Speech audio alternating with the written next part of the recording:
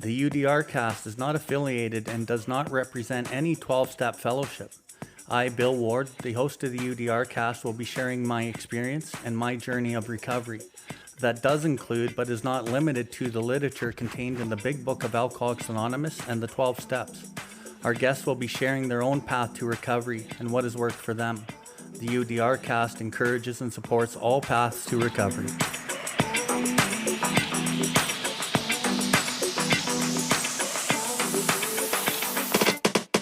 Welcome everybody to the UDRcast. UDR stands for Uncover, Discover, and Recover. My name is Bill Ward, and I'm coming to you from the recovery capital of Canada, Calgary, Alberta. Here we are going to discuss everything recovery, different perspectives, different experiences, both with the people I know and with others from around the world. If you resonate with anything you've heard on this episode today, we ask that you share it with anyone who you think may benefit from it. If you have any questions or comments, please find us at BILLWARDLIFE and send us a message in the info section. We'll get back to you as soon as we can. If you are interested in more recovery content, you can find the buttons for the YouTube channel and other social media outlets on the homepage, and you will be redirected to those platforms. We can recover, one person, one family, one community at a time.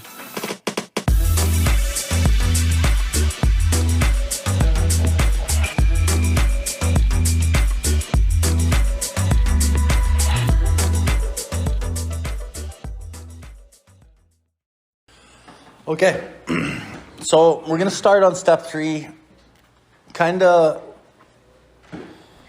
because we talked about this earlier.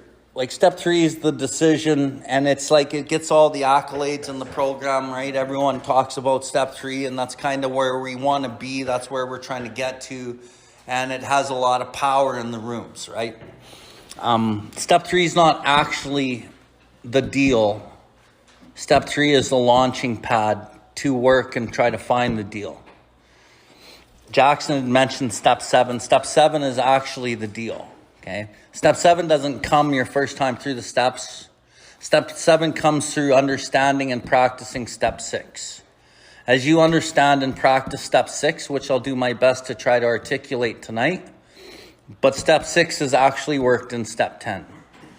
So I'm going to tie this launching pad decision that we make in step 3 that is going to change our lives if we're willing to do what it takes.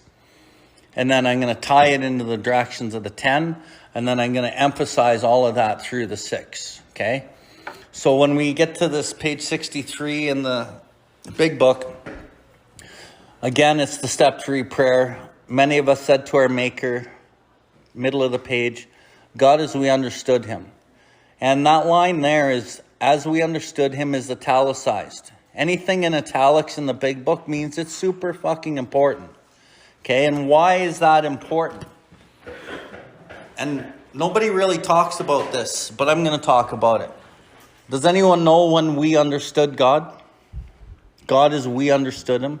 Does anyone know when we understood God? I don't really understand God. Okay. So we understood God when we were babies, when we were like little children. I'm going to use a baby for an example. When you were a baby, you come out of your mom's belly and you're just this ball of love, right? The fundamental idea of God is love. It's within every man, woman, and child. And when you get around the presence of a little baby, you feel that, right? That energy of love, just everyone wants a piece of that little baby, right? And then when you hold that little baby, it's just like, fuck, it's unexplainable, right? Looking at it and watching it, because it's pure. That is love. And then that baby grows up and it starts, developing its ego. It starts touching things that are hot and go, oh, that's hot. It fucking, goes to grab this and mom says, no, don't touch that. And so we start our journey on what to do and what not to do in life. And then as we go through life, now we're learning things. We're learning what to do, what not to do. We're being influenced by society. And we just grow up into this society and we're learning all these things. And some of the things that we're learning actually aren't like really nice to us, right? A lot of us have suffered like traumas at the hands of other people, had bad experiences in life. So then as we go through life with some of these bad experiences, some of these traumas, we start developing defense mechanisms and ways to cope with these things, right? If a kid doesn't get love, if a baby doesn't get love when they're being born or growing up, the baby will die because out of neglect of love, they need love. The only thing a baby really actually needs to live is love and food and your air, water, that kind of thing. But if it doesn't get love, it hurts them so bad and they will die, right? So then we go through our lives and all these things happen to us. And a lot of the things that happen to us is society happens to us too. We learn, how we're supposed to make money. We're learning what we're supposed to get, what kind of marks in school, how we're supposed to act, how we're supposed to eat, finish your dinner. And then there's a multitude of things that we're learning and growing into. And then as you grow through your life and where we get to today is now what we've developed the ego. And when I say ego, I mean ego, you edge God out. And when you think of the ego edging God out, if God is love, then the ego is acting in absence of love. So when I'm acting out in the ego, when I really peel back the layers of the ego, let's just say I'm fucking self-righteous. Or I'm fucking judgmental. Or whatever it is. I'm acting out in the ego. I'm living in some type of a fear. And I'm acting in protecting myself using that fear. So there's no love in that. So I'm acting with the absence of love. What we're trying to get to in this program and as human beings is we're trying to get back to God as we understood him.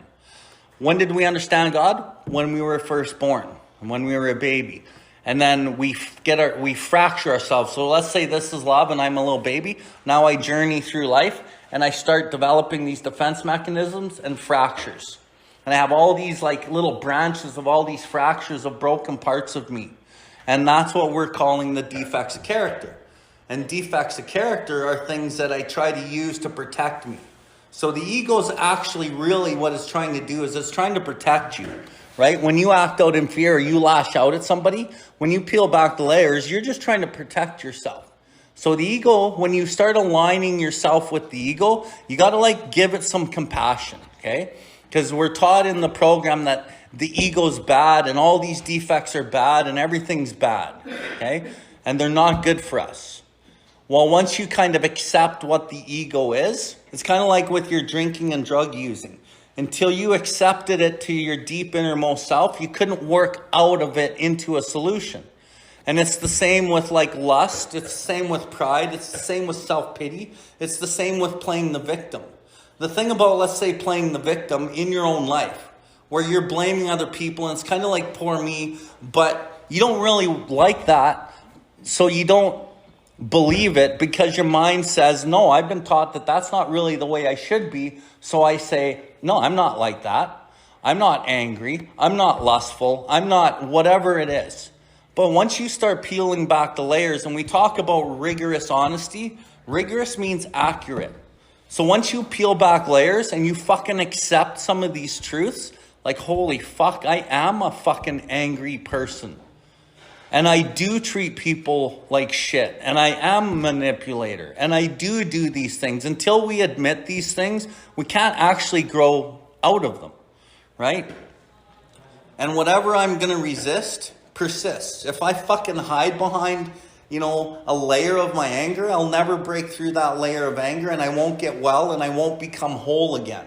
So as we're journeying through this program, we try to unlearn the things that we learned through our lives to protect us. So everyone comes here and they're like, okay, I need to learn about this program so I can actually stay sober, right? But really, it's not about learning anything. It's really about unlearning everything. So when we look at how it works, it talks about we had to let go of the old ideals. We had to let go of old ideas or the result was nil. We had to let go absolutely. So what are the ideals that we will hold on to, right? We'll hold on to the ideals that money's going to make us happy, that women or men are going to make us happy, that status is going to make us happy. You know, these are the things that we worship too. Like in the big book, it says, what a state of mental goose flesh this used to bring on. Who of us had not variously worshipped money, property, sentiment, things, ourselves? Well, we worship ourselves. We worship sentiment. We worship things, money. And when I say worship, I don't mean like the Christian worship. I mean, what do you think about? What are you thinking about? On a pie chart, what are most of your thoughts? Well, you're thinking about you and what you can get, what status, what people think of you. You know, your self-pity, your resentments, your own self-seeking. Like, we're always concerned with ourselves, right? But the big one in that is the sentiments. You know, basically all of our ideologies and everything that we're seeking for ourselves is based in a belief system. And a sentiment is a belief system, okay? So we need to explore what those sentiments are. What things do I believe in? And like, we always think of, okay, I'm going to think about the things that I believe in, and I need to let things go. We all know that. But we usually only think about the bad things that we think are bad for us that we need to let go. Why? Because we are understanding at this point that it's blocking the entry of God into us. So I need to let go of the judgment of other people. I need to let go of whatever it is. But what about the things that you think are good for you? Okay? Because it's also the things that we think are good for us that are actually blocking God from entering into us and turning our will and our lives over to the care of God as well. So that's something that you won't hear often. Because the ideology is that we think about judgments, it's always a negative thing. But you got to think about what are the things that you think are good for you too. And in the big book, it talks about, is he not a victim of the delusion that he can wrest satisfaction and happiness out of this world if he only manages well? And I've talked about this a lot. Is he not a victim? And the word victim means tricked or duped. I've been tricked or duped by who? By society.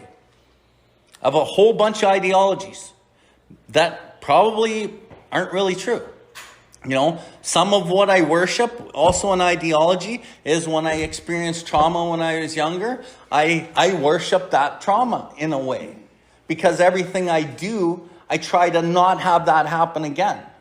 So like if, let's say a young girl was, you know, hurt by a man, and then she has a hate on for men, her whole life is now dedicated to fucking staying away from men and building a fucking ideology that men are bad. So in a way, she's worshiping this ideology and running away from half of fucking society, right? And it can be anything, right? So understanding like the complexity of kind of how this all works together is important, but it becomes more important as you go through time.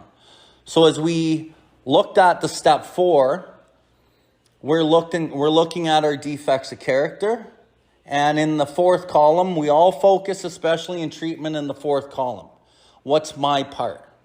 My part's good when you're first getting in here because you need to see what your part is. But as you keep going down the recovery journey, you need to start seeing what the 3rd column is. It affects my self-esteem, my pocketbook, my ambitions, my sex relations, my personal. Because those are the things that'll take you down to the root. That of the fractures that happened back in your life. And at some point you got to get there, right? But when we're first going through this, we don't have to quite get there. So let's read the step 3 prayer. So at step 3, many of us said to our Maker, God, as we understood him, God, I offer myself to thee. So it's an offering. Build with me and do with me as thou wilt. So what that means is now God's going to fucking renovate me. And when you think of a renovation for a house, they fucking come in and they start ripping down the floors, they rip off the walls, they rip off the roof. They gut the fucking house. And when they're doing this, they're not fucking really all that nice about it. There's pry bars and sledgehammers and fucking pickaxes and wire snippers. Like, you're gutting this fucking house. Why? Because we are going to get rebuilt. So we need to be renovated, right? So the process of being rebuilt doesn't sound like it's going to be like fucking unicorns and rainbows all day long. there's going to be some fucking pain, right? And in the step 10 and the 12 and 12, it talks about the pains of drinking have to come before sobriety. So you guys all know this. The pains of drinking and drug using, you had to fucking go through that. You learned that you had to concede to your innermost self. How do you learn? Through fucking pain. Living on the streets, doing shit you never wanted to do, fucking up your family, losing your kids, whatever the fuck it is. We learned that we had to concede to our innermost self that we were alcoholic. That's the first step in recovery. So we have to learn this shit, okay? So as I'm getting renovated, so the pains of drinking before sobriety and inner turmoil before serenity. So the inner turmoil is part of this building with me and doing with me as thou wilt.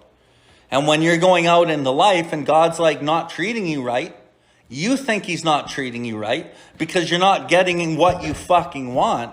You got to look at what the lesson is, because the lesson in that is how you come back to the wholeness of that fractured human. So every little thing that you're presented with in your life is there to teach you something. And out of this fracture, it might only move this much. When I navigate it properly, it might move this much. And then I run into another situation and it moves this much. And moves this much. And it moves this much. Sometimes it's a millimeter journey of healing over 100-mile fucking journey. The thing about it is you don't fucking stop doing what we're doing.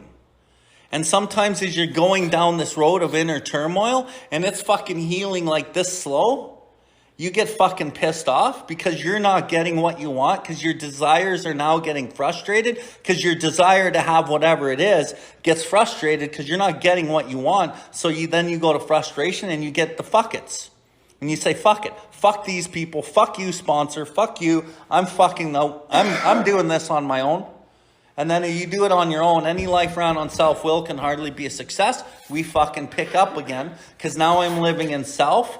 I'm living in the spiritual malady. And when I live in the spiritual malady, I am restless, irritable, discontented, unless I can again experience a sense of ease and comfort that comes at once by taking the first few drinks.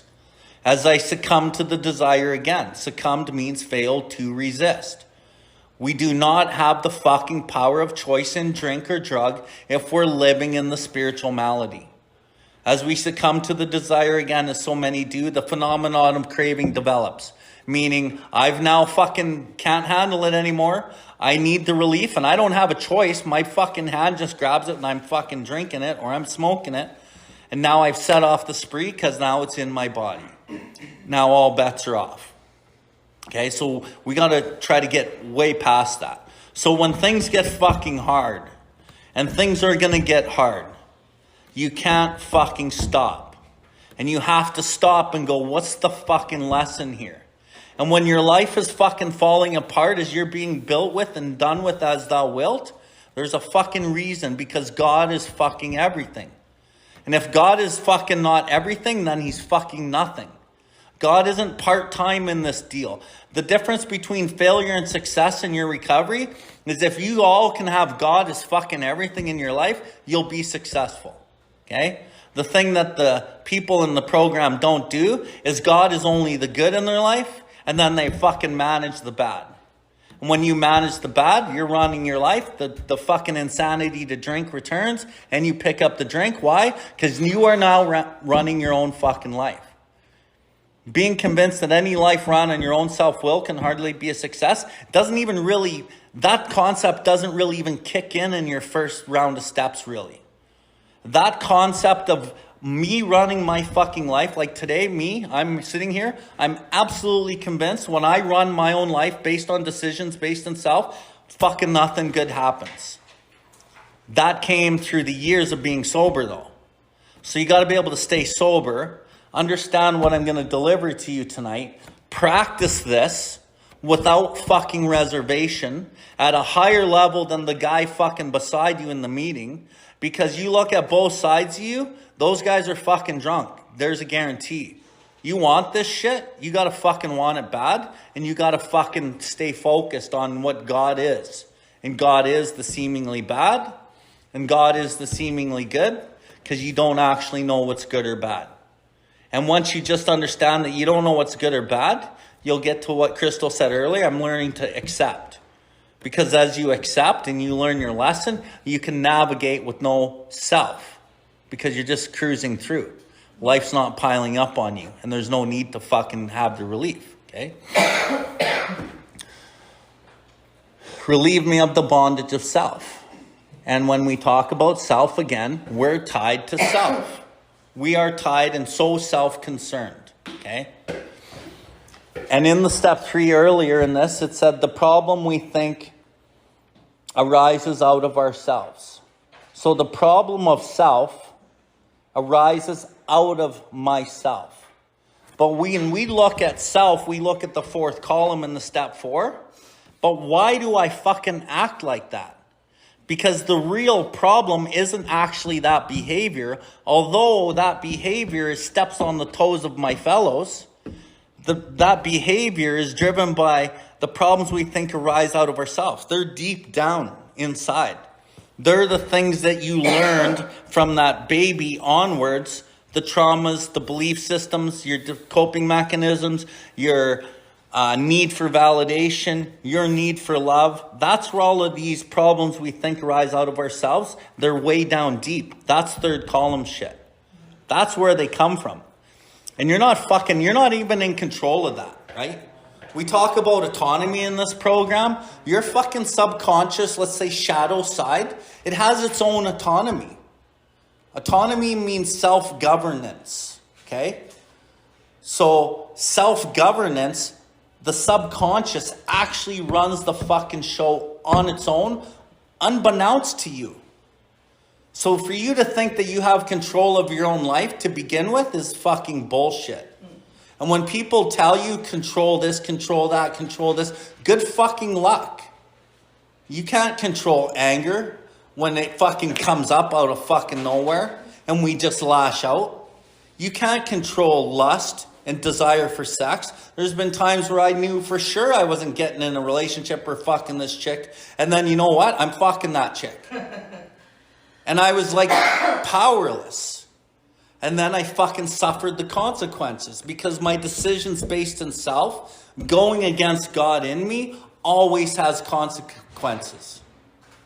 And the thing about this is the God that's in you is love. Like I said, the little baby. That is the fundamental idea of you. Society teaches us a whole bunch of things about our lives that go against love. Because we're supposed to go get those things for us in life, but we actually go against our core. The thing about this is when you go against your core, you create shame deep down where the problems arise. You might not know it because you can fucking look and see and talk to other people and see other people doing what you're doing and go talk to them about what it is you just did. And they're going to validate your bullshit. They're going to co-sign your shit. Why? Because everyone's doing it. Nobody even really knows it's wrong. But really, when you peel back the layers, a lot of the shit that we do that we are told is right, we know it's fucking wrong. But you got to get there. And you got to listen to that voice. It's like that little whisper that's always been whispering, but you covered it up with so much bullshit that it's so fucking quiet. Now what we're trying to do is to get that little whisper a little louder and get that fear ego that always talks and says this is what we should do. We get that fucking quiet and we start working it the other way. Okay? So we're powerless over our behaviors, our thoughts, and our actions. This is the real crux of the program. Trying to fucking bring God in to the behaviors, to the ideas, the thoughts, and attitudes that we have. That we're powerless over, that actually drive all of our behaviors, that makes us pick up the drink. So I'm going to talk about shame again. When you dishonor the consciousness of yourself, you fucking create shame. And you can't see it because it's way down deep, okay?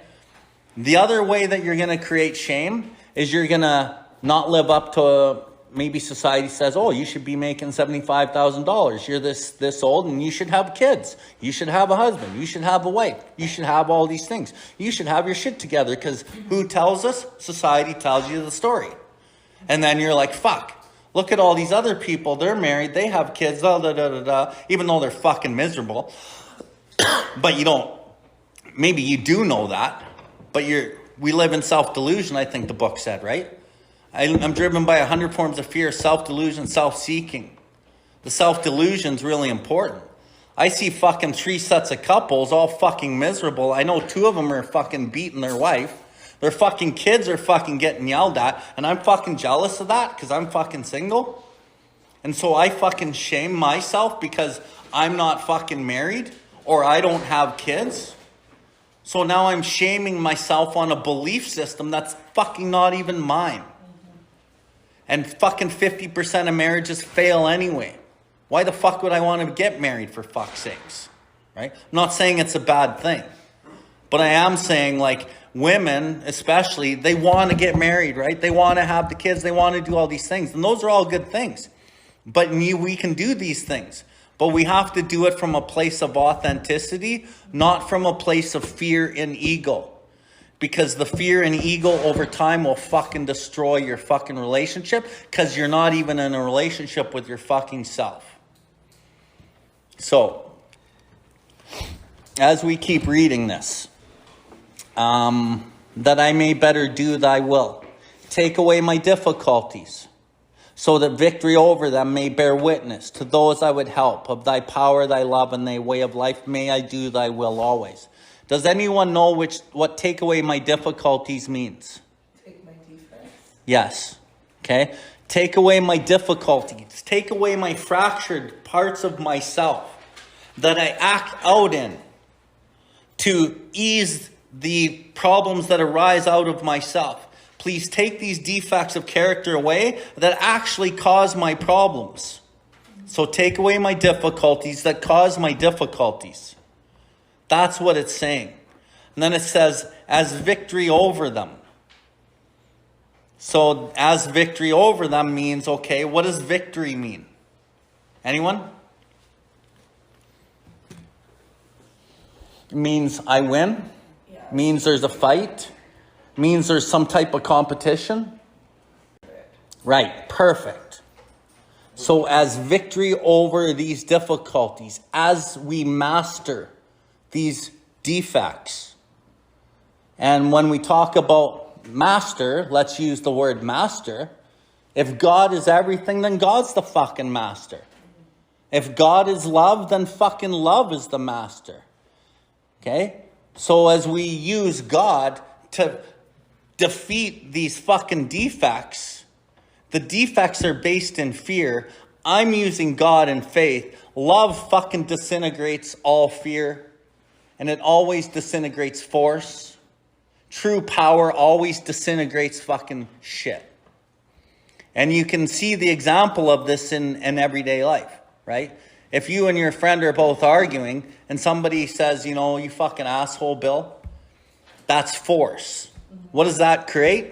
It creates counterforce, creates friction. I need to react. And force needs to be fed energy constantly. So then he comes back at me with some more words, and I go back at him with some more words. And then next thing you know, we're fighting. He punches me, I punch him. Force always creates counterforce. Needs energy to be fed constantly, and it fucking avails nothing. There's never a solution with it. And what it needs is it always wants to win. It always wants to fucking be at the top. The thing about force is it can never win because it's never fucking satisfied. So in that exact same scenario, me and Buddy are yelling. I act with kindness, compassion, love, tolerance. He can come at me with his words. But if I'm actually centered in love and doing like I'm good with who I am, I can just combat him with love. I don't need to react. I can stay calm and I can respond. What happens? It disintegrates his shit. And then he has nothing left to say because you'll run out of gas. Because you can't combat love. Love is incompatible. But it might take some time sometimes. It might, like, sometimes it's like, well, I need to stand up for myself, so I got to fucking tell him what's up. No, this is where it's hard. You got to fucking stand in your ground and trust in fucking God and stop and go. This is why I always say you ask for God's power, not your power. Left to your power, you're working in force and fear again. That's why we have to stop when agitated or doubtful. We relax, we don't struggle. We ask for the right thought or answer. What used to be a hunch or occasional inspiration gradually becomes a working part of our mind. We come to rely upon it. And we start using love in every aspect of our lives. In the step 7, it says the most profound result of all is our change in our attitude towards God.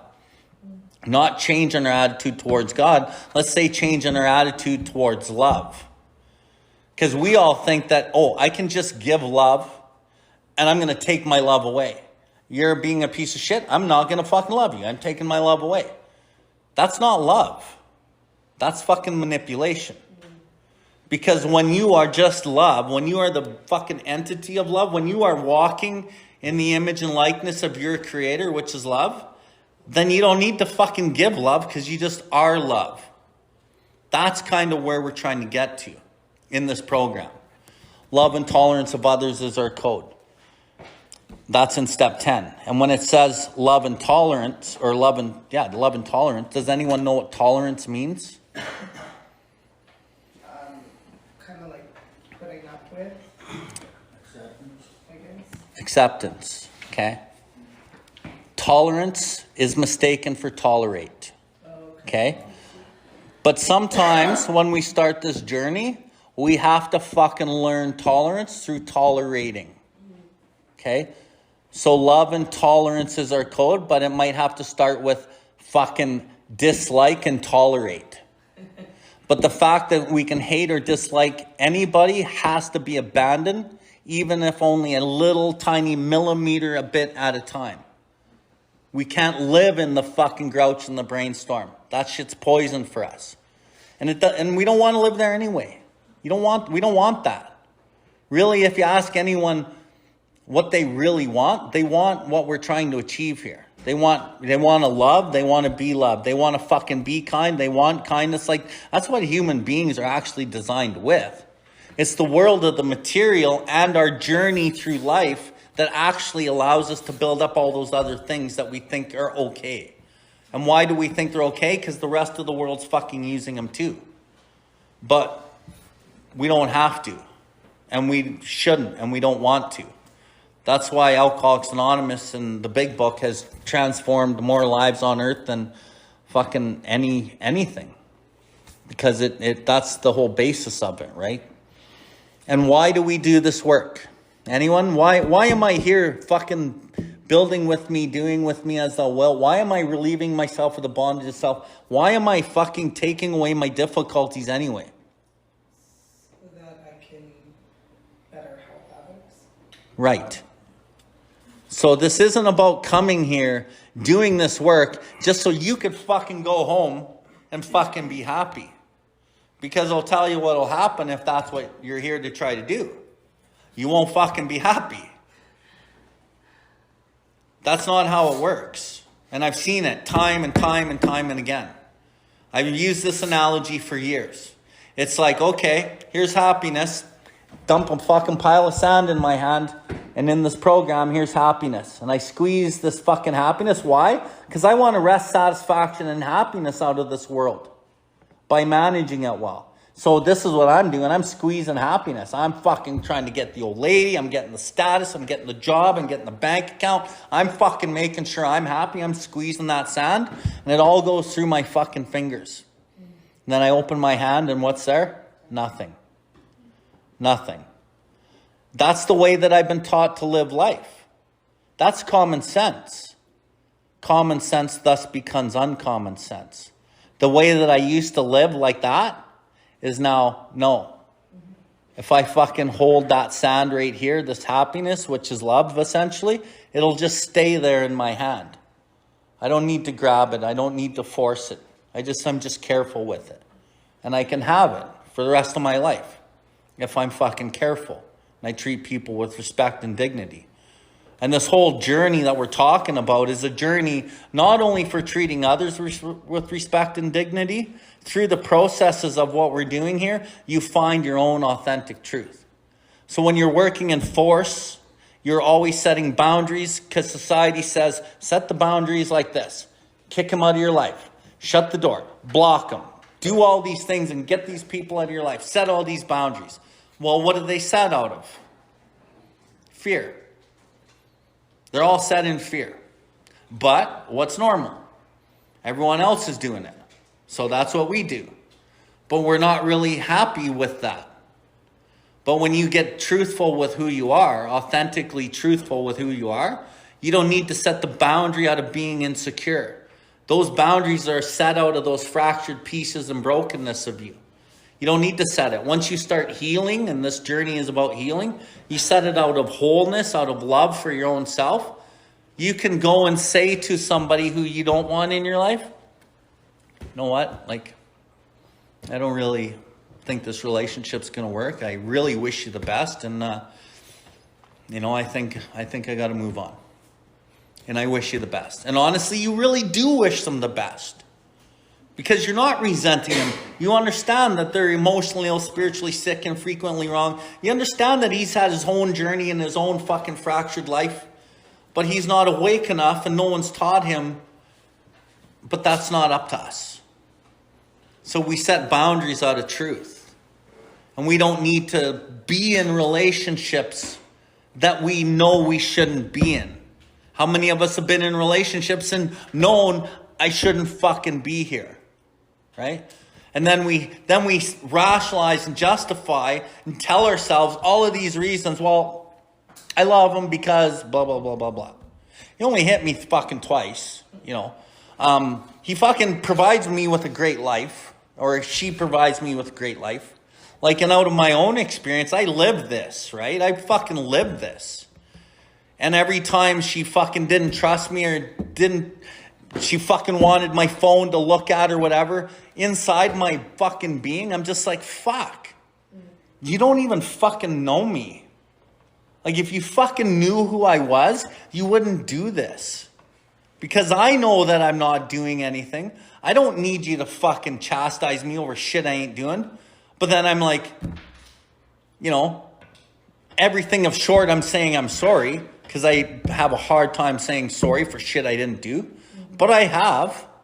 Why? Just to fucking please her. So that she can be right and she can be okay. And then what happens to me? My own fucking self-integrity is fucking ripped. What happens? My self-esteem is shot. Now I'm fucking living for something outside myself that doesn't serve me inside. Because I'm trying to wrest satisfaction and happiness through these subtle behaviors to fucking make me happy. And the only thing is, I'm not making me happy. And because I'm not me, I sure the fuck ain't making her happy. So then this relationship's doomed to fucking fail. And I'm so scared to let it go because of whatever insecurities and overlapping codependency that I have in it, that I'm fucking scared as fuck. And I'll hang on to that thread of whatever the fuck it was at one point maybe with all my dear life, and I fucking hurt myself. And I deprive myself of a fucking actual good relationship somewhere with myself mostly. So this journey is about finding your authentic truth so that you can set any boundary. You have the fucking ability to stand in a conflict. Most of us won't fucking engage in conflict because we don't want conflict. But you never actually avoid the conflict that you're trying to avoid because the conflict's right fucking here and in here.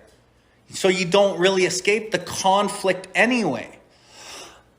Learning how to deal with conflict on the outside of you will help you learn how to deal with the conflict inside of you.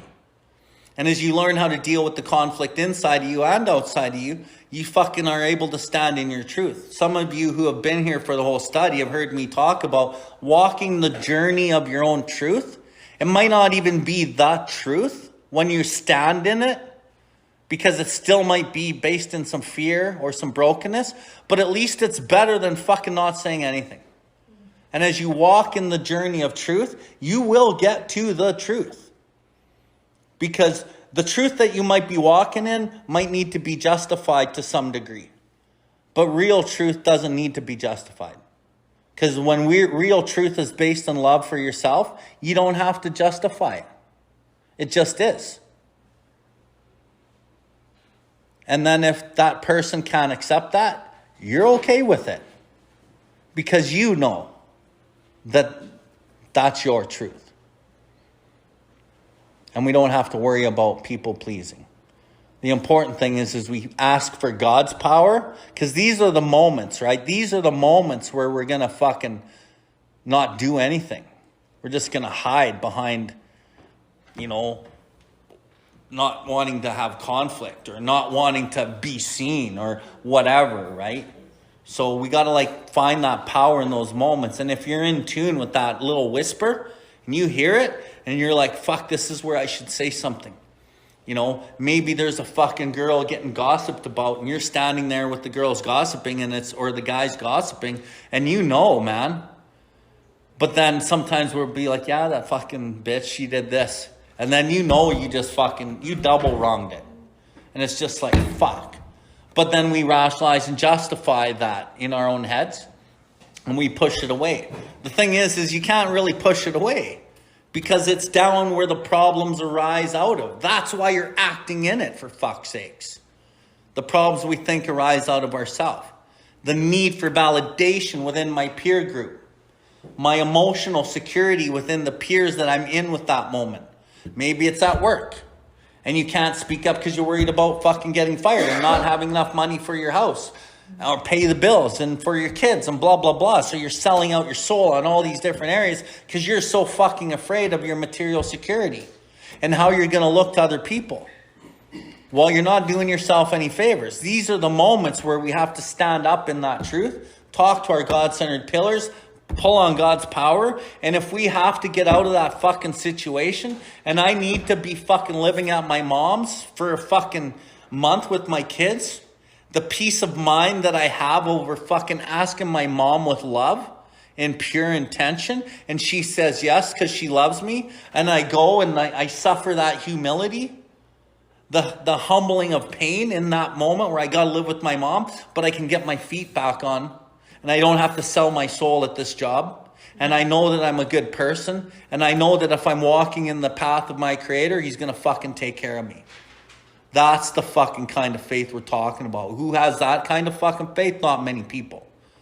To fucking do these things that are fucking hard. But doing these things that are hard, they make your life fucking easy. But you got to go through the processes of actually showing God, I'm with you, bro. I'm fucking here with you. And He'll fucking lend His hand to you always. And then you get through these lessons and then 10 years later, you're just like, life's fucking so good because now you are working with the power of God in your life. You're not even thinking about it. Your life is of service. And when we get into some of this literature today, and I always talk about self-sacrifice, what I'm actually talking about and everything I'm talking about is self-sacrifice. I'm sacrificing my selfish insecurity in that moment to God and doing something different. That's self-sacrifice. I'm not going to call you a fucking asshole in that moment. I'm going to refrain. And inside, I'm going to pray. And I'm going to ask God, save me from being angry. This is a sick person. How can I be helpful to him? And then I calm down and I say, hey, man, I know you're hurting. I don't know what to tell you. Here's $20. Or I can give you a ride to the bus station. Or whatever it is. And we sacrifice our words that might have hurt him in that moment with God's help. When we start understanding the subtleties of self and turning those over, that's how you're going to get closer to God. That's how you're going to grow and build character. But how do you get there? You got to be aware of these things. You got to be fucking willing to do this without reservation. So, and we do it because what Crystal says, may I better do thy will. And don't misconstrue what it says here that we just help others, okay? That's not all we're talking about. Yes, we help others, but we fucking help others. Altruism doesn't mean we just do altruism like actions. Sometimes altruism is in me keeping my mouth shut and not saying something for the benefit of them. And when you understand the definition of altruism, it is unselfishly devoting oneself to the welfare, happiness, and well-being of others. Yeah, I can do that through my actions. I can go help you load some wood in the back of your truck. I can help you move a couch, and I can do this without motive. That's great. But what about right here in a conversation when my motive's there? What about when I got an easy piece of tail right here and I know I could take advantage and I'm like, no, I need to sacrifice for the benefit of her. And I fucking leave it alone, even though she's fucking near all over me, right? Those are the moments where it's fucking hard. That is altruism too. And maybe that moment where I was still resisting it, that's not altruism. It's an act of altruism because I'm not actually devoting myself to the welfare, happiness, and well-being of her. I just don't want the fucking pain of what could happen, right? So the motive is still self, in essence. But it looks like I did the right thing, and I actually did do the right thing. So, but 5 years down the road, when I keep practicing that type of attitude, that exact same situation happens, and I recoil from it from a hot flame. Because that's not what I'm about. I don't need that shit. But there's always going to be desires that oppose the grace of God. There's going to be these temptations that want to fucking pull you. But the more you practice this, the easier it gets. And then that peace of mind and serenity in life is just fucking golden, right? So from there, it says, abandon ourselves utterly to him. And when you think of these words, think of the words, that's fucking pretty serious business. Abandoning yourself utterly to him. That's like step 7. That's like what Jackson was saying. Step 7, surrender to Creator. That's what this is saying. And we will get there. You will get there. And the harder you work in the first year or two of your recovery, the more that you're listening to me saying the shit, the more that you listen and do the shit I'm saying, which is right here, you will fucking be past that hump in 2 or 3 years, and you'll be fucking living like your best life. But if you fuck around in these first 2 or 3 years, be prepared for a long fucking hard road. Because it is fucking hard, and I see it. Because you can have one foot in the world of the spirit one day, and then you're being a fucking piece of shit the next day. But how you do one thing is how you do everything. So you got to really want to fucking change. The thing about changing is when you're 1 out of 100 people and 99 of them are doing shit like over here that society does, and you're the one fucking walking the other path, you know how fucking lonely that is sometimes? That drives you closer to God though. And it's like, okay, these fucking 99 guys are getting all this shit. They're getting their money. They're getting their fucking status. They're getting their fucking pussy. They're getting all the shit that they want. And here I am fucking turning it away.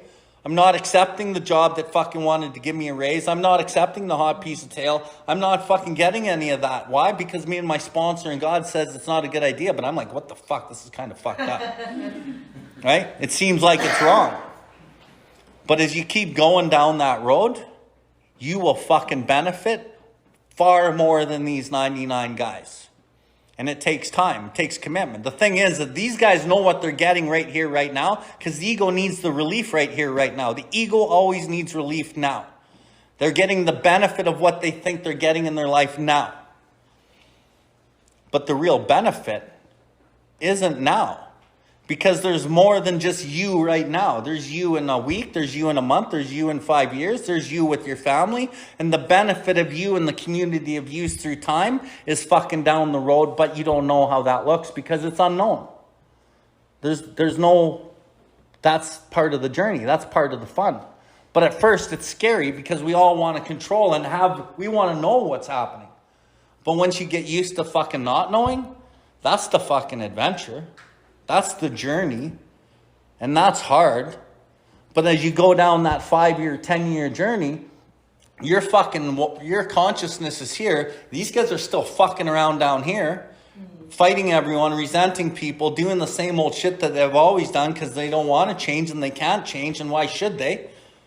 And you're over here. Now you're getting the piece of tail that's fucking spiritual, committed. You date these chicks, you're always wondering if they're fucking going to cheat on you, what's happening, blah, blah, blah. You date this chick, you don't need to worry about nothing because you're here. And even if she did cheat on you, you're like, fuck, okay, what's the lesson? What's the lesson? Right? So, but usually up here, the water finds its own level. In work, in finance, in status of friends, in opposite sex, in everything. And then everything becomes your teacher even more. Not just people. Now it's like nature. Now it's like everything. The clouds. Like you're hearing answers in every aspect of life. And you're just like, holy fuck. And you guys have heard me talk about the God dope. Mm-hmm. That's the God dope, man. And then being of service and sacrificing yourself and the God dope. So it's not the fear of using anymore. You're on a different plane.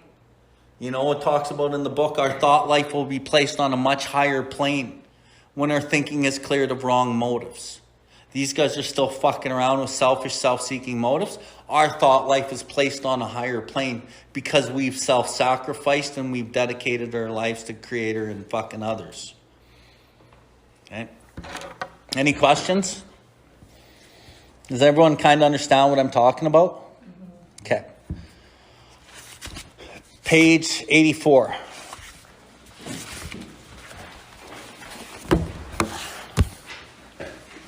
So I'm skipping ahead, but I want this to stick in your brains tonight. I'm trying to burn into the consciousness something. And I think it's going okay. Middle of 84.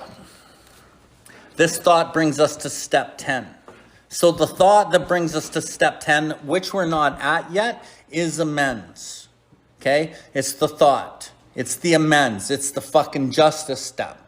That thought brings us to step 10. Means I've done 5 or 10 amends, and I'm moving into the step 10. Doing no amends, you don't move into step 10. You have to have some concrete fucking amends done, at least 5 of them, in my opinion, before you move into step 10. And if you're not willing to do fucking amends in your step 9, you ain't moving into step 10 with me. Okay. Which suggests we continue. I want you to pay attention to how many times the word continue is used in this paragraph. We continue to take personal inventory. We continue to set right any new mistakes as we go along. We vigorously commence this way of living as we cleaned up the past. We have entered into the world of the Spirit. Our next function is to grow in understanding and effectiveness. Learn our lessons. This is not an overnight matter. It should continue for our lifetime. Continue to watch for selfishness, dishonesty, resentment, and fear. When these crop up, we ask God at once to remove them. We discuss them with someone immediately. We make amends quickly if we have harmed anyone. Then we resolutely turn our thoughts to someone we can help. Love and tolerance of others is our code. So going back up in the paragraph. We continue to take personal inventory in the moment, right now. Not at the end of the night. Anyone in treatment, they teach you take personal inventory at night. That's not what the fuck we're talking about. Step 10 is not taking inventory at night. That's step 11. Treatment centers fuck up our program because they teach people that, and then they come in and they share that, and then the fucking new people think that that's what it is. That's not what it is. So if you're from treatment and they taught you that step 10 is your nightly inventory, recalibrate yourself so that you're sharing the truth of the message in the rooms, because it's really important, because more people relapse because they don't understand step 10 out of any other fucking step. Practical application. So you continue to take personal inventory. You can continue to set right any new mistakes as we go along. And you don't need to do that by guessing. We'll get to how we actually set right the new mistakes as we go along. We vigorously commenced. Think about that. Vigorously commenced. You vigorously began. It's not like light, man. This is like I'm in and I fucking do this without reservation is basically what it's saying. Commenced this way of living. It's a way of living. as we cleaned up the past. So I'm cleaning up the past with the men's, and I vigorously commence this fucking inventory path moment by moment by moment in my life. We have entered into the world of the spirit. That's really important, because as you practice what I'm going to show you here, you are entering into the world of the spirit. This is the step that actually brings you closer to God, because you're going to self-sacrifice yourself with the selfish, self-centeredness, self-seeking, self-centered fear. You're sacrificing that shit in the moments as you're going through the day, and you'll see why. We're entering into the world of the spirit. Our next function is to grow in understanding and effectiveness. So our next function is to grow in understanding of ourselves and others, and effective. How can I be of service? How can I be effective? How can I generate more humility in my life? This is not an overnight fucking matter. It should continue for our lifetime. See, we do this for the rest of our lives. But you do this for the first 1, 2, 3 years, like what I'm going to explain to you, really fucking heavy. Be willing, without reservation. And you won't have to do that like that for the rest of your life, because it'll just work in your life. And that's how you'll live. It'll be the design for living that fucking navigates your whole life. But most people miss this. Okay. If you got a pen, I'm going to get you to write down some little baby numbers in your book, because this is important. You're going to see where it says continue to watch. Right before the word continue, you write a little baby number 1. So continue to watch for selfishness, dishonesty, resentment, and fear. When these crop up. Right before when, you write a baby number 2. When these crop up, we ask God. Right after up, before we, sorry. We ask God to remove them at once. Right before we discuss, you write a baby number 3. We discuss them with someone immediately. And right after and before make, you write a baby number 4. Before make? Yeah, right before make. Make amends quickly if we have harmed anyone. Right after anyone, write a baby number 5. And then we resolutely turn our thoughts to someone we can help. And if you underline from where you started at 1, right to the last sentence on the 5, and you fucking highlight that and you circle it and you embed that into your brain, that will change your life. This is how we go into our day. So I go into my day and I continue to watch for selfishness, dishonesty, resentment, and fear. I have to be aware. That is the awareness. I have to be aware of what I'm thinking, what I'm feeling. If I'm feeling self-pity, if I'm feeling self-righteous, if I'm feeling judgmental, if I'm feeling fucking sad, if I'm feeling pretty much anything, I gotta fucking, it says right there, that's the problem, right? That's the shit that I've learned in my 4th column in my step 4. Basically, that's your basic knowledge of your step 4. 4th column. So I continue to watch for, be aware of these things. And then it says, at once we ask God to remove it. We ask God to remove it at once. Boom. So I start out with the problem of self, fracturedness, broken parts of myself, the stuff that I act out in. I start off with the awareness of that. Boom. That's what I'm thinking. Boom. It tells me what's the first step in my solution. Robin, what is it? Continue to watch. Pardon? Yeah, continue to watch for selfishness, dishonesty. Okay, there's the problem. Now what's the first step in the solution? Number 2. Number 2, when these crop up, we ask God to remove. Right. So when they crop up, because they are going to crop up, okay? Because we have a whole lifetime geared to these behaviors. They're not going to be set in reverse at once. They're going to crop up. Your old patterns that you've used your whole life are coming up fucking on the fly as you go through your day, especially at first. That's why I say the first year or 2, you work this shit really hard, you'll fucking change it. So the first sponsor essentially in this process is God. The number 1 go-to, it says we go to God at once and we ask him to remove it at once. Boom. It doesn't say we fucking wait. and fucking manage it herself and try to figure it fucking out? It doesn't say any of that. It says you go to God at once, right now. But the only way you're going to do that is if you're aware. So awareness first, willingness second. Now willing to follow the process. And then the third thing it says is we talk to somebody immediately.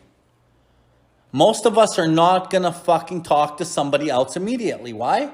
Because we think we're old enough, we're adults, I can figure out my own shit. Yeah, you can figure out your own shit right back to the fucking end of a bottle or a crack pipe. That's how that goes. Like it says we talk to somebody immediately. Where else in the big book does it even say fucking immediately? Nowhere. That's fucking important shit. If we're not reaching out and talking to somebody about the shit that just cropped up, I went to fucking God first, now we're talking to somebody. Why? Because when Crystal's fucking stuck in her own shit, and she fucking calls me, I'm like, okay, what's going on? The thing is, when Crystal describes what's actually going on, she better tell me all the truth. That's why rigorous honesty is so important. Because we're so used to only telling people half-truths. Because I'm only going to tell you enough that makes me look okay. Because I got pride, and I don't really want to look like a piece of shit here. I don't really want to look like I'm the reason why this shit happened. So we're always going to try to manipulate how we're fucking delivering something so that we don't look as bad. Why? Because we have a disease of fucking validation. I want to be validated by the person I'm talking about. I don't want to look like the piece of shit. But I said earlier, unless I accept and acknowledge the piece of shit that I am sometimes, that's the humility I need to fucking grow. So I need to accept whatever that is. Yeah, you know what? I did lie. Here's the situation, Bill. I fucking lied to my fucking kids. I'll use my own example because I did lie to my kids. And one of them's right here. I think I might have told you guys this story, but my girlfriend was leaving the country and I wanted to see her, but I was coming home from work, but I wasn't supposed to be home till the next day, but I got home a day early, but I didn't tell my kids. And then my daughter called me right when I pulled into Calgary, Jillian, and she's like, hey, Dad, where are you? And I'm like, oh, I'm in Saskatchewan. And she's like, oh, you're home tomorrow, right? And I'm like, yeah, I can see you tomorrow. Because I just wanted to hang out with my old lady, right? And then, but I ran into my dad. And then my dad, I didn't even think of it, but then my dad went for dinner with my daughters and fucking mentioned that I was home. And then I'm thinking, like about 2 hours later, I'm like, holy fuck, my dad's with my kids. And I saw my dad and I lied to my daughter. And then right when I'm thinking all this, ring, it's my fucking daughter, right? And it's this daughter, actually. And she said, you lied to fucking my sister, you piece of fucking shit. She ripped me a new one. She fucking ripped me so bad, like actually said, you fucking lying piece of shit. And she was fucking giving her. And this was like 5 years ago. Yeah, about 5 years ago. And I had nothing. I couldn't even fucking say anything. Because I had made so many decisions based in self that later placed me in the position to be hurt. And I fucking almost always hurt others. And then they didn't even want to see me, right? And I'm trying to rebuild a relationship with them, right? And then, you know, it ended up working out like way later, but I had to build the trust back, right? And like there's a line in step 9, amends chapter, where it says there's a long period of reconstruction ahead. And step 9 is about amends, right? What I've learned about the amends to people in my life is the long period of reconstruction isn't I go fucking fix my relationship with anybody. My reconstruction is I fix my relationship with me, with God. Through my relationship with me and God becoming love, my relationships fix themselves. But we all have so much guilt and we want to fucking everything to be better because we're so fucking selfish. We want it our way. We'll go out and fucking make amends and try to fix everything, but we don't know we're making decisions based on self, and then we make it worse. What happens? We cause ourselves more shame, and then we fucking drink some more. Because there's so many decisions based on self, right? And if you don't understand self, you'll make these decisions constantly. Going, what the fuck? What's wrong with me? What's wrong with the world? What's wrong with everybody else? Fuck. You got to understand what we're dealing with here, right? So we ask God at once. We discuss them with someone immediately. So I can help the person on the phone look at the facts. Crystal calls me. Let's look at the facts. Tell me everything, Crystal. All the aspects of it. Tell me all the truths of what you need to tell me. Don't hide anything. And when you really want to grow in this, you'll tell them. You'll tell everything. Okay? So she tells me everything. And then I look at the facts, and then we face the facts. The facts that we're going to face, maybe Crystal doesn't want to face these facts, but she doesn't want to drink and she wants to grow. She wants to learn. So she's going to face the facts that she doesn't want to face. We're going to look at the truth about stock in trade. We're going to look at the truth about the situation, not her truth, because her truth is always skewed with self. Even though she wants to be objective, she's learned through bitter pain, she has to fucking do it this way. And we can't always see our own shit because we rationalize and justify in the most errant bullshit to suit our actions in our life and our inaction in our life. We create our own integrity, but it's false integrity. It's not based in reality. It's based in a lie. And then we believe that, but really where the problems arise from, it doesn't fucking believe it because it knows better. And then the last part of that process is we're trying to find some damaged and unsaleable goods and discard them promptly without regret. So in the phone call, she tells me everything. We look at all this and I can fucking weigh it all out and I can find the damaged and unsaleable goods that Crystal's operating with. A business which takes no regular inventory usually goes broke. So she's the business who comes into the program fucking bankrupt. Bankrupt mentally, emotionally, spiritually, and physically, and oftentimes financially, right? And if a business is to be successful, they cannot fool themselves about their values. So we took stock honestly. Everything I'm saying is right out of the mouth of step 4, right? This is all step 4 stuff I'm talking about. Worked in the 10, because all the steps are worked in the 10. So then I say, okay, you're living in resentment. Fuck, your resentment was driven by fear. Fuck, you actually owe this person an amend. And she's like, for fuck's sakes, are you serious? It's the last person I want to give an amend to. Yeah, well, that's my suggestion. I don't know what the fuck you want to do, but as your sponsor, fuck, I think it's, you better go pray. Here's kind of what you're going to say, blah, blah, blah. And then she goes and does the amend. Fucking like with humility, right? And I talk about the humiliation and the pain of doing these things. She goes and does it anyway, but her pride and ego do not want to fucking do it. But we need to smash the pride and ego. This is the shit that smashes it. And then when you look at the last piece of what we just read, then we resolutely turn our thoughts to someone we can help. Now she finishes that and she goes and prays for that person who she's fucking a little pissed off at, who she just had to make an amend to. And it's not a fucking 5-second of fucking, I hope he gets everything he wants in life and move on. That's not what resolutely means. Like, as you can see, all you people who are here today, I'm a stickler to the details of what the literature are actually saying. Because the words in the literature actually tell you the story of what we're fucking doing. And the word resolutely means in an admirably purposeful, determined, and unwavering manner. Now I do this in an admirably purposeful. She will go and she will pray in a deep and meaningful sense for this person that hurt her, that she relashed back out at, because maybe the person actually hurt her too. But as you remember in step 4, this is about our side of the street.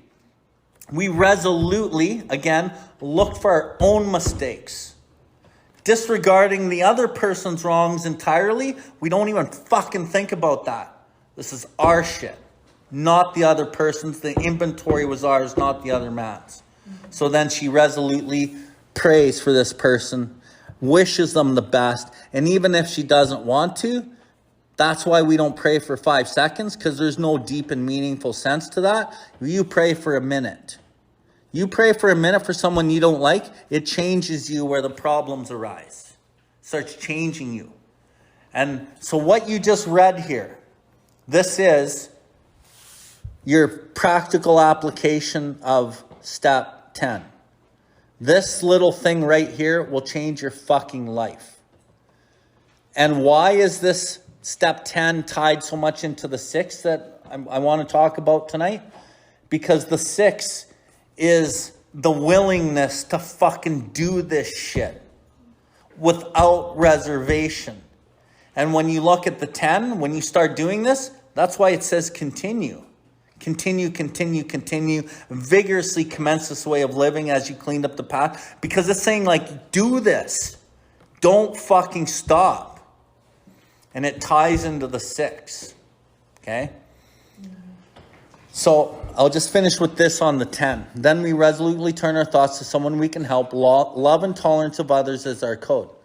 So over time, okay, love and the tolerance of other people will be your code. Doesn't happen right at first, but as you practice this 5-step process in your life as best you can, and when you fuck up, don't worry about it. Just sit back and go, I need to learn the lesson. Because you're not going to fucking tune into this all the time when you're working this when you're new. You're going to fuck up because those old patterns are going to come in. You're not going to turn to God. You're not going to call someone immediately. You're just going to fucking blow it up and fuck it up and then go, fuck. But then after a while, you'll be like, okay, I want to do this. And then you're going to get willingness again. And you're going to go out and then you're going to fucking blow it again. And then you're going to blow it again. Then you're going to blow it again. And then eventually you're going to go, fuck, this is where I usually blow it. I didn't blow it this time.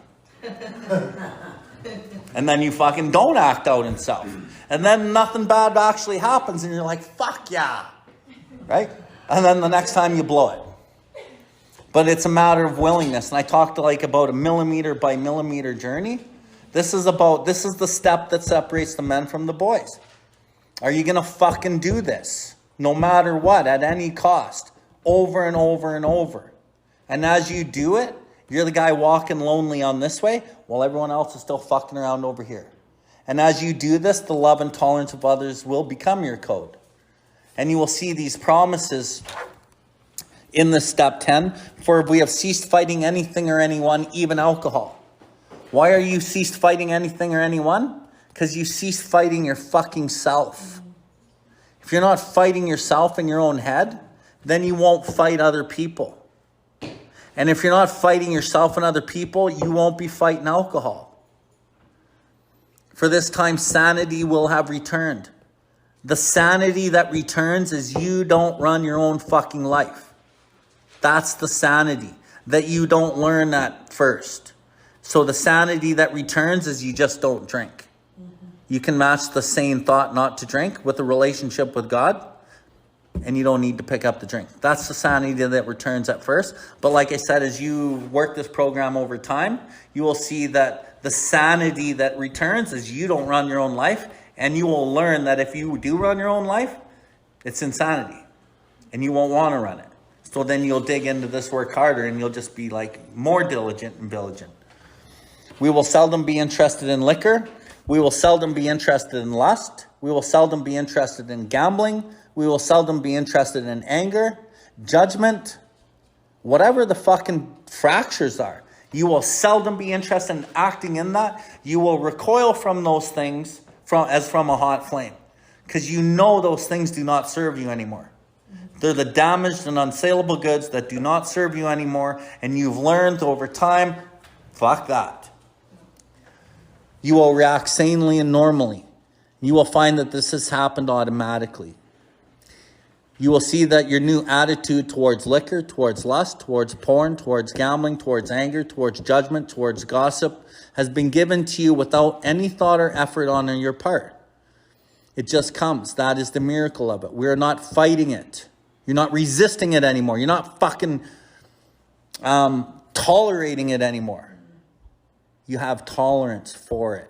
Right? You accept people for where they're at because you understand that they're emotionally or spiritually sick and frequently wrong, just like you.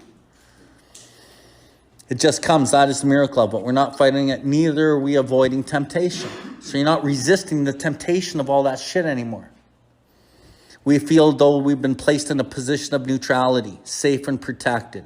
You're placed in a position of neutrality right here. You're all good right here. Safe and protected. So if you're good right here, you place yourself in a position of neutrality right here, you place yourself in a position of neutrality within your fellows. If you place yourself in a position of neutrality here, then you will comprehend the word serenity and you will know peace. You haven't even sworn off. Instead, the problem has been removed. What's the problem that's been removed? Anyone? Me. Self. That's the problem that gets removed through that 5-step process on the other page. So continue to watch for Bill. When Bill crops up, you ask God to remove him at once. Then I discuss Bill with somebody immediately. When Bill hurts somebody, I make amends quickly. If I harmed anyone, then Bill resolutely turns his thoughts to someone he can help. Because I'm the fucking problem, right? So, now, we got 10 more minutes. We're going to go to the step 6. There's more I could talk about here. But let's go to step 6 so I can pound home at least this first little bit on the first page, because this shit will stick with the rest of what we talked about tonight. Step 6 in the 12 and 12, page 63. If you don't have it in the book, you can pull it up on your phone. Step 6, 12 by 12 PDF.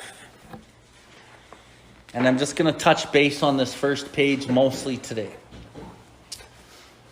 So step 6. We were entirely ready to have God remove all these defects of character. And you got to think about yourself. You got to think about your recovery. Am I entirely ready to have God remove these things that I admitted are objectionable? Okay. I'm just going to read the step 6 out of the big book just quickly. It's only one paragraph. Page 76. If we can answer to our satisfaction, then we look at step 6. We have emphasized willingness as being indispensable. Willingness is fucking massive. But in that step 10, you just found out that the fucking awareness has to be more massive before the willingness. Once the fucking awareness is there of what you're thinking and feeling, my selfishness, dishonesty, resentment, and fear, watching for that shit, then willingness has to be paramount, because I got the rest of the process to work through if I'm willing. As being indispensable. Are we now ready to let God remove from us all these things which we admitted are objectionable? Question mark. And we answer that. Am I fucking willing to remove these things that are objectionable in my life? These damaged and unsaleable goods that aren't serving me or anyone else anymore. And I learned that in my step 4 and 5. And I learned how much fucking pain that shit causes others. And I learned that it's actually the cause of my destructive drink and failure at life. Can he now take them all, every one? Fuck yeah. I don't fucking want that shit. If we still cling to something we will not let go, we ask God to help us be willing. If there's something you won't let go, it says right here, you ask God to help you be willing. Whatever it might be. Maybe it's finances. Maybe it's fucking sex. Maybe it's porn. Maybe it's who fucking knows. Maybe it's judgment of others. Maybe it's resentment of others. Whatever it is that you can't let go, you ask God to help you be willing. So we are entirely ready to have God remove all these defects of character. This is the step that separates the men from the boys. So declares a well-loved clergyman who happens to be one of AA's greatest friends. He goes on to explain that any person capable of enough willingness and honesty to try repeatedly step 6 on all his faults without reservation has indeed without any reservations whatever, has indeed come a long way spiritually. So let me reread that, okay, without stuttering. Any person capable of enough willingness and honesty, rigorous honesty, to try repeatedly, over and over and over and over, continue to watch for.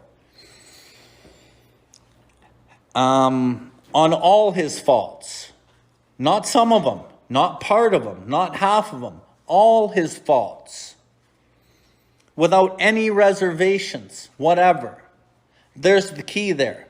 The thing about working on these things is we're always going to have a reservation. Why am I not going to talk about this person? I'm going to lose like the affection of my friends if I fucking step away from that conversation. So there's the reservation. My selfishness is worried about how I look to other people, and I don't want to fucking be alone. So the reservation is there. It says to try to get to this point without reservation. With enough willingness and honesty, I try repeatedly step 6. I relinquish that defect in that moment without reservation. When I can get to the place that I'm doing that without reservation, I have now entered into step 7, surrender to God. There's no fucking thinking about what am I going to lose or what am I not going to get. I do it because it's the right thing to do, and I don't even fucking need to think about it. And then what happens, it says, I have indeed come a long way spiritually. So I get to grow closer to God through these moment-by-moment circumstances, working them repeatedly without reservation on all my fucking faults. And I get closer to God. Why? Because when I just did the step 10, I'm watching for these things. I ask God at once to remove it. I'm always going to God. Help me. Help me, God. Relieve me of the judgment. Relieve me of the lust. Relieve me of the anger. And then I talk to somebody immediately. What happens when I talk to somebody immediately? My sponsor, 12-Step Pillars, recalibrating me back to God. Did you pray to God? Did you ask God? How's God doing in this? Blah, blah, blah. It's always about God. God, God, God, God. And then you can't remove these things by yourself anyway. So we need God for the help. You could wish to be moral. You could wish to be philosophically comforted. You could will these things with all your might. But the needed power, your power, is not there. We had to have God's help. Selfish self-centeredness, that we think is at the root of our trouble. We must be rid of the selfishness. We must, or it fucking kills us.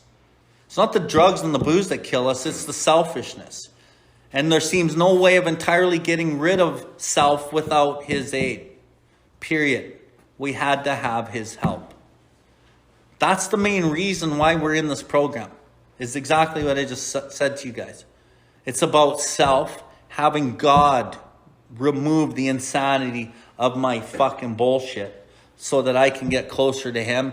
And really what I'm getting closer to isn't him. It's me. It's my love for my own self. It's the unsuspected inner resource that I have within myself. I didn't know it was there. I didn't know I could rely on this resource for everything. What are resources? Resources are things that we need to live, right? Well, I have a resource right here. And when you think of the word resource, source. I have a resource of the big source up here, wherever it is. So I have a little version right in me that's connected and equal to that. And when I live with that source connected to mine, I'm fucking good to go. And then I'm listening to that. And that's what guides my life. I don't need to shame it. I don't cover it up anymore because I have a step 10 process that keeps the channel clear all the time. If I don't do the step 10, this is what happens to people. They fucking do the 12 steps and they don't know what step 10 is because nobody fucking does. And then they just start running their own life, and slowly over time, they start covering it up again. And then they're restless, irritable, discontented, and they think, I've been fucking turning it all over to God. No, they haven't. God's been a theory. If God is a concept only, you will be fucking drunk and high because you will run your life. And in the step 3, it says, this concept. What concept? God is the director. I am his agent. He is the father. I'm his child. This concept that I have a new employer is the keystone of the new and triumphant arch which I pass through to freedom. So it's a concept only in step 3. I need to take it from a concept, which is just a decision. I need to put action in so it's not a concept, so it's actually reality, because a concept is only an idea. If I say I want to put these fucking glasses on, it's a good idea. Concept sounds good, but if I just sit here and don't do anything, fucking nothing happens. Now I take that concept and I fucking grab them and I do this. Now that concept is fucking reality. Now I just put the keystone in the fucking archway and I actually turned it over. That's what step 10 is. Okay? So, I'll just finish with this. I am going to rehammer this next week. Has indeed come a long way spiritually. and is therefore entitled to be called a man who is sincerely, honestly trying to grow in the image and likeness of his own Creator. So through these processes that you guys learned tonight, through the willingness of what step 6 is, you try to walk in the image and likeness of your Creator. And your Creator is in you. The only thing is, it's just covered up with that journey from God as you understood him when you were little, through life to where you are now. Now we undo all that stuff. And we get back to that fundamental idea. So, that's it for tonight. We'll shut it down with a prayer from, who wants to pray? Mike? Thank you for tuning in to the UDRcast. We hope you have enjoyed this episode. The viewpoints and the opinions expressed today were solely of the individual sharing them. If you resonated with this episode, please follow us and share this link with anyone that may benefit from it. Please visit us at BILLWARDLIFE to see everything that we have going on. We can recover, one person, one family, one community at a time.